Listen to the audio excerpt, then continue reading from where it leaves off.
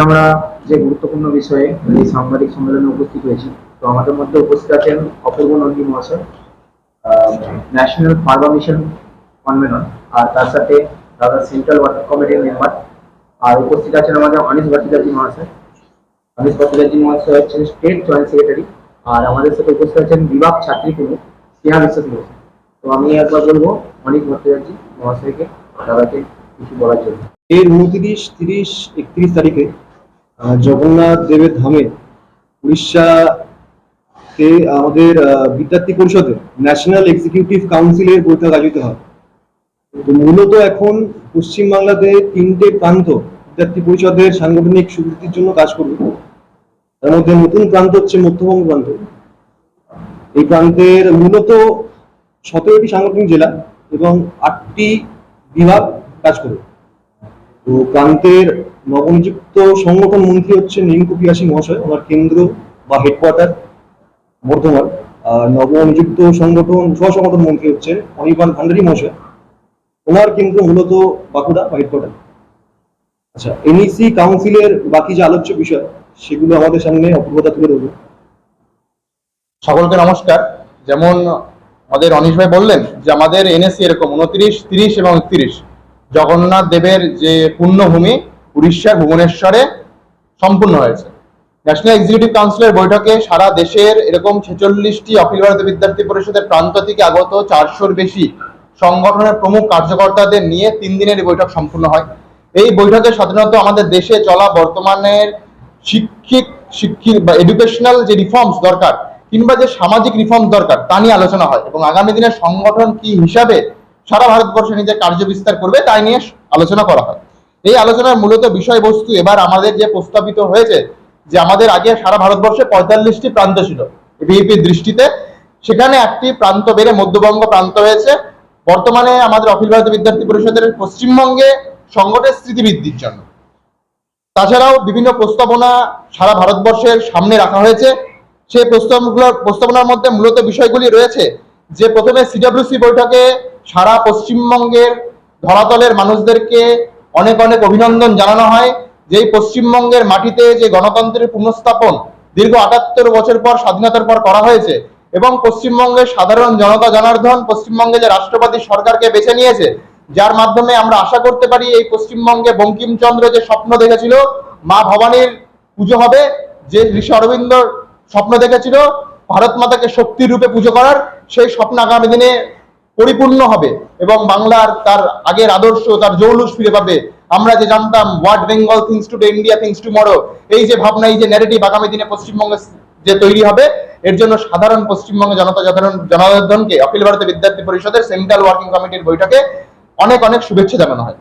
বাকি 3টি বিষয় মূলত আমাদের সামনে এবারে ভিপি এনএসি বৈঠকে আলোচ্য হয়। যে প্রস্তাবনা সামনে রাখা হয় যে urban Maoism remains a serious challenge during the decline of armed Maoism. আমরা বর্তমানে দেখতে পাচ্ছি যে সাধারণত এই নকশাল অস্ত্রধারী নকশালকে সারা ভারতবর্ষ থেকে নিশ্চিহ্ন করার কাজ বর্তমানে পশ্চিমবঙ্গ ভারত সরকার করেছে, কিন্তু তাছাড়াও বিভিন্ন শৈক্ষণিক ক্ষেত্রে বিভিন্ন শিক্ষার ক্ষেত্রে বা শহরের নগরের যে মার্কসিজম রয়েছে, নগরের যে নকশাল রয়েছে, এদেরকে ধীরে ধীরে শেষ করার জন্য আমাদের এগিয়ে আসতে হবে। আমরা দেখতে পেয়েছি কি করে এরা ধীরে ধীরে নিজেদের স্থিতিবৃদ্ধি ঘটাচ্ছে, কি করে এরা কলেজের মধ্যে অখণ্ড জ্ঞান চালাচ্ছে, ভারতবর্ষকে টুকরো টুকরো করার কথা বলছে। এবং এখন যেমন আমরা দেখতে পাচ্ছি যখন বন্দে মাতরম নিয়ে সারা ভারতবর্ষ বা পশ্চিমবঙ্গে চর্চার বিষয় হয়ে উঠেছে, সেই বন্দে মাতরমকেও এরা একটা ধার্মিক গান হিসেবে প্রচার করা যে মার্কস নকশালিজম, এর বিরুদ্ধে আমরা অখিল ভারতীয় বিদ্যার্থী পরিষদ আগামী দিনে এর বিরুদ্ধে থাকবে। এটা এনএসিতে আমাদের বৈঠকে এরকম ভাবনা নেওয়া হয়। তারপরে আমাদের নেওয়া হয় যে বর্তমানে যে ডিজিটাল জেহাদ আমরা দেখেছি, যে লাভ জিহাদের বিষয় আমরা সবাই দেখেছি। আমরা কেরল স্টোরির মতো মুভিতেও দেখেছি যে কি করে কেরল স্টোরি মুভিতে কি করে আমাদের সামনে এই পর্দা খুলে গেছে যে কি করে এই লাভ জিহাদের নামে যে ধর্মান্তরণের যে বিষয় বা সাধারণ আমাদের বোন মেয়েদেরকে নিয়ে যেভাবে দীর্ঘদিন ধরে এই রিলিজিয়ান যে জেহাদিপনা চলছে, তাছাড়াও এখন ডিজিটাল মাধ্যমে বা বিভিন্ন কর্পোরেট স্টাইলে যে ঢুকে গেছে। আমরা কিছুদিন আগে দেখেছি কি করে টিসিএস এ কি করে এরকম বোন দিদিরা যারা কাজ করতে যায় কর্পোরেটে, তাদের উপরে কি করে দীর্ঘদিন ধরে তার ম্যানেজার যারা জেহাদি রয়েছে তারা অত্যাচার করে বেড়াচ্ছিল। এই নিয়ে আমাদের এনএসি বৈঠকে আলোচনা হয়। তাছাড়া আমাদের আলোচনা হয় যে গ্লোবাল আনসার্টেনিটি, যে বর্তমানে আমরা দেখতে পাচ্ছি কি করে হরমুজ প্রণালী বন্ধ করে দেওয়া, কি করে ইউক্রেন রাশিয়ার যুদ্ধ, এবং বর্তমানে যে ইউএস এর নন প্রেডিক্টেবিলিটি আগামী দিনে কি হবে তা নিয়ে একটা খুব আমাদের কাছে ভাবনার বিষয় হয়ে দাঁড়িয়েছে। যেভাবে ক্রুড অয়েলের ক্রাইসিস দেখা দিচ্ছে, সেটাও যাতে ভারত সরকার বা ইউএনও যাতে এর উপরে লক্ষ্যপাত করে, দৃষ্টিপাত করে, সেই নিয়েও আমাদের এনএসি বৈঠকে আলোচনা হয়। তাছাড়াও আমাদের বিভিন্ন অভিযান রয়েছে, বিশেষভাবে যে অভিযানগুলির মধ্যে আলোচনা হয় যে স্ক্রিন টাইম অ্যাক্টিভিটি টাইম। আমরা দেখতে পাই এখন আমাদের জেনজি সমাজের সবাই একটা বলে যে অনেকটাই স্ক্রিন টাইম বেড়ে গেছে। স্ক্রিন টাইম যেমন বেড়েছে, সেটা যাতে প্রোডাক্টিভ স্ক্রিন টাইম হয় এবং তার সাথে যাতে অ্যাক্টিভিটির উপরেও ধ্যান দেওয়া হয়। কলেজে ক্যাম্পাসে স্ক্রিন টাইমের সাথে অ্যাক্টিভিটি টাইমের উপরে ধ্যান দেওয়া হয়। তার জন্য আমাদের অভিযান স্ক্রিন টাইম অ্যাক্টিভিটি টাইম এবার নেওয়া হয়েছে। তাছাড়া 150 ইয়ার্স অ্যানিভার্সারি অফ বন্দে মাতরম, আমরা সকলে জানি সার্ধ শতবর্ষ যে আমাদের বন্দে মাতরমের পালন করা হচ্ছে, সেটাতে ক্যাম্পাসে পালিত হয়। সেই নিয়ে ভিপি এবার একটা দৃষ্টিপাত করেছে।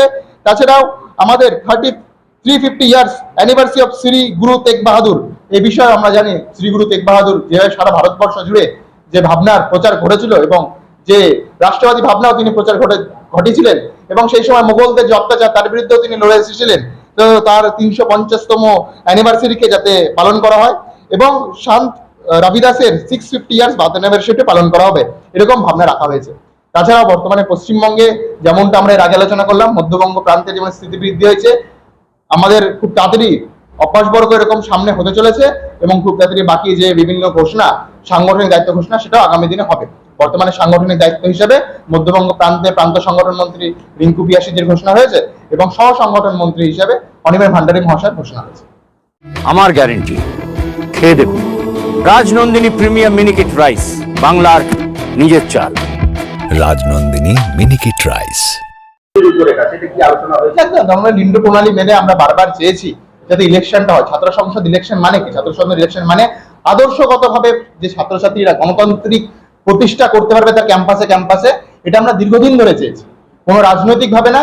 আজকে আমরা দেখতাম ওই থুতু দিয়ে চুলটা স্পাইক করে আর টাকে চুল কানে দুল দিয়ে যে তৃণমূলের নেতাগুলো, এই যে টিএমসিপি নেতাগুলো যে কলেজ ইলেকশনটা বন্ধ করেছিলেন সরকার, আমরা তার বিরোধিতা দীর্ঘদিন ধরে করেছি এবং কলেজে যাতে গণতান্ত্রিক উপায়ে কলেজের যে নেতৃত্ব আগামী দিনে ঠিক হবে, যে আগামী দিনে গিয়ে সমাজের নেতৃত্ব দিতে পারবে, এরকম ব্যক্তি যাতে বেরিয়ে আসে, তাই কলেজের ইলেকশন অনেক অনেক বেশি দরকার, এটা এভিপি মনে করে।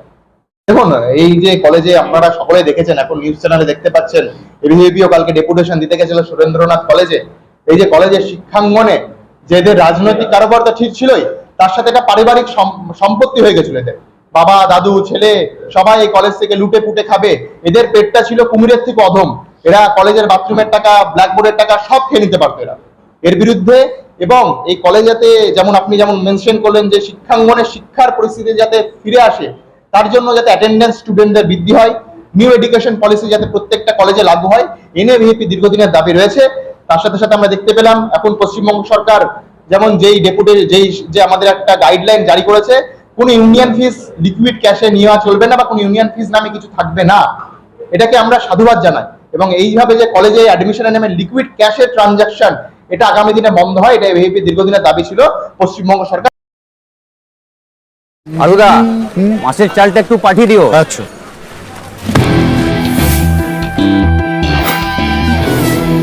বাঁশকাঠি না মিনিকেট? মিনিকেটই তো নি দাদা, তবে আগের মাসেরটা একদম ভালো ছিল না। আরো হ্যাঁ দাদা, এ মাসে ওনাকে রাজনন্দিনী প্রিমিয়াম মিনিকেটটা পাঠিয়ে দিবি।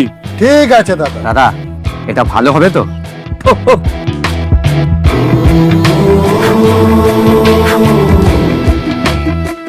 আমার গ্যারেন্টি, খেয়ে দেখুন। সবাই বলে সঠিক চাল সঠিক ভাত, আমি বলি ভালো চাল ভালো ভাত। রাজনন্দিনী প্রিমিয়াম মিনিকেট রাইস, বাংলার নিজের চাল। রাজনন্দিনী মিনিকেট রাইস, বাংলার নিজের চাল। বিতর্ক তৈরি হয়েছে, এক্ষেত্রে এবিপি দৃষ্টিভঙ্গি। একদম আমাদের কালচারে বাঙালিয়ানা ট্রেড নিয়ে যারা এতদিন কথা বলে আসছিল, তাদের টিএমসিপি প্রোগ্রামগুলো দেখবেন, ভোজপুরি গানে যে নাচন কুদন গুলো হতো, লাফালাফি গুলো হতো, এবং সেটা সাধারণ গরিব ছাত্রছাত্রীদের কাছে 1000-1500 টাকা নিয়ে এইভাবে যে করা হতো। এই যে চোরগুলো এগুলো করেছে, তারা অতি সত্বর যাতে গ্রেপ্তার হয়, তার উপরে যাতে তদন্ত হয়, সেটা এভিপি চায় এবং এভিপি অ্যাসিওর করছে প্রত্যেকটা পশ্চিমবঙ্গের প্রত্যেকটা কলেজ রাজনৈতিক মুক্ত হবে, প্রত্যেকটা কলেজে এই সোশ্যালের নামে উঠানো টাকা বন্ধ হবে। পশ্চিমবাংলা করতে পেরেছে? একদম একদম আমরা আমরা যেটা সবচেয়ে বড় বিষয় দেখতে পাচ্ছি, সাধারণ ছাত্রছাত্রীরা আমাদের সাথে যোগাযোগ করছে, যারা দীর্ঘদিন ধরে দেখেছে টিএমসিপি দ্বারা অত্যাচারিত হয়েছে, তারা আজকে ভয়মুক্ত পরিবেশ পেয়েছে কলেজে ক্যাম্পাসে, তারা এখন আমাদেরকে ফোন করছে যে দাদা এভিপির আমরা কার্যক্রম দেখেছি, এভিপির সাথে আমরা দীর্ঘদিন ধরে যুক্ত হতে চেতাম, কিন্তু আমাদেরকে ভয়ে ভয়ে রাখা হতো, আমাদেরকে আটকে রাখা হতো, আমাদেরকে ধমকে চমকে রাখা হতো, আমরা দাদা এখন যোগাযোগ করতে চাই, আমরা আপনাদের সাথে আসতে চাই। কিন্তু সবকিছু একটা পরিবেশ রয়েছে, পরিস্থিতি রয়েছে, সারা পশ্চিমবঙ্গের প্রত্যেকটা কলেজে কলেজে এবিভিপির ফ্ল্যাগ এখন ঝুলছে এবং প্রত্যেকটা কলেজে কলেজে আইডিওলজিক্যালি আমরা নিজেদের স্থিতি বৃদ্ধি করছি, সেটা আমরা আপনারা আগামী দিন খুব ভালোভাবে দেখতে পাবো। একটা সময় ছিল এসে একদমই কখনো এটা হবে না। আজকে যারা এসএফআই করতো তাদের যে রাজনৈতিক ধ্যান ধারণা সেটা টিএমসিপির সাথে মিলে গেছিল, সেখানে সিপেমুল নামে এক নতুন সংগঠন কলেজে কলেজে তৈরি হয়েছিল। এভিপি কোনো রাজনৈতিক দলকে সাপোর্ট করে না, এভিপি আইডিওলজিকে সাপোর্ট করে, এভিপি সাপোর্ট করে দেশাত্মবোধ। এভিপি মূলত রাষ্ট্রীয় স্বয়ংসেবক সংঘের ছাত্র সংগঠন। তো সেখানে কোনো মতে এটা হতে পারে না যে কোনো রাজনৈতিক দলের হয়ে কাজ করেছে যেসব ছাত্র সংগঠন তারা আমাদের ছাতার তলে আসবে, কোনোদিনই হবে না। এবং সাধারণ ছাত্রছাত্রীদের মাধ্যমে কলেজে ক্যাম্পাসে ক্যাম্পাসে আমরা ঢুকবো এবং কলেজে আমাদের স্থিতি বৃদ্ধি হবে। আপনাদের মূলক পরিচয় কি? নমস্কার, আমি অপূর্ব নন্দী, অখিল ভারতীয় বিদ্যার্থী পরিষদ ফার্মাভিশন আইএমের ন্যাশনাল কনভেনার, তার সাথে সেন্ট্রাল ওয়ার্কিং কমিটি মেম্বার। নমস্কার, আমার নাম সোহম বর্ধন, বর্তমানে বর্ধমান নগরের সম্পাদকের দায়িত্ব পালন করছি। সোহম বর্ধন। খুব Bardhaman. Anise Bhattacharya, Vidyarthi Parishad, state joint Anish Anish Bhattacharya. নমস্কার, স্নেহা বিশ্বাস, বর্ধমান বিভাগের ছাত্রী। রাই সেরিমোনিয়াল হাউস বর্ধমানের শাঁখারীপুকুর এলাকায় বরফকলের ঠিক বিপরীতে। এখানে মধ্যবিত্ত থেকে শুরু করে সমস্ত মানুষের সাধ্যের মধ্যেই রয়েছে রাই সেরিমোনিয়াল হাউসের সুযোগ সুবিধা। এসি থেকে শুরু করে নন এসি যেমন চাইবেন তেমনই পাবেন। একেবারে সুসজ্জিত ও পরিষ্কার পরিচ্ছন্ন একটি সুন্দর অনুষ্ঠান বাড়ি। এখানে রয়েছে এসি, নন এসি, নটি রুম, রয়েছে আন্ডারগ্রাউন্ড গাড়ি পার্কিং এর সুবিধা। অতএব আপনাদের যে কোনো অনুষ্ঠানের জন্য আজই বুক করে ফেলুন রাই সেরিমোনিয়াল হাউস। মনে রাখবেন, রাই সেরিমোনিয়াল হাউস বর্ধমানের শাঁখারীপুকুর এলাকায় বরফকলের ঠিক বিপরীতে। আজকে আমরা চলে এসেছি রাজলক্ষ্মী কনস্ট্রাকশনের নিউ প্রজেক্ট রাজ ইনক্লেভসে। এটি অলমোস্ট 52 কাঠা এরিয়া নিয়ে তৈরি হচ্ছে। এটির দুটি ব্লক, ব্লক এ তে রয়েছে 12 ফ্লোর আর ব্লক বি তে রয়েছে 4 ফ্লোর। এখানে আপনারা পেয়ে যাচ্ছেন বাজেট অনুযায়ী 1 BHK, 2 BHK and 3 BHK flat. এখানকার আকর্ষণীয় ব্যাপার হলো ফ্ল্যাটের গ্রাউন্ডে আপনারা পেয়ে যাচ্ছেন স্টাইল বাজার, আর সঙ্গে থাকছে বেসমেন্ট পার্কিং, ওপেন পার্কিং, আর রুফটপে পেয়ে যাচ্ছেন 10,000 স্কোয়ার ফিট এরিয়া জুড়ে এসি জিম, আড্ডা zone, AC community hall with kitchen, garden area. আর 24/7 আপনারা পেয়ে যাচ্ছেন CCTV security, water supply, power backup, common utilities, maintenance office, আরো কত কি। আর তাছাড়াও আপনারা পেয়ে যাচ্ছেন ব্লক বি তে সুইমিং পুল ফেসিলিটিস। বাইরে থেকে তো আপনারা অলমোস্ট সবই দেখলেন, এবার পালা আপনাদের একটা রুম ট্যুর দেওয়ার। এটা হলো 3 বিএইচকে, 1187 স্কোয়ার ফিট। এখানে আপনারা পেয়ে যাচ্ছেন 3টে বেডরুম।